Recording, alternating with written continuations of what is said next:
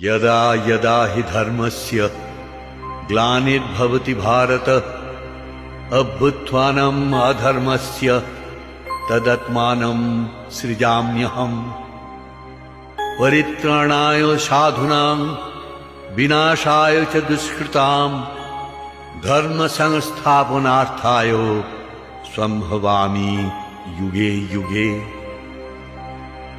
যখন ধর্মের নাশে হয়ে ওঠে গ্লানি, হিংসা দ্বন্দ্ব করে হানাহানি, তখনই আমার মহাজন্মের আবির্ভাবের লগ্ন।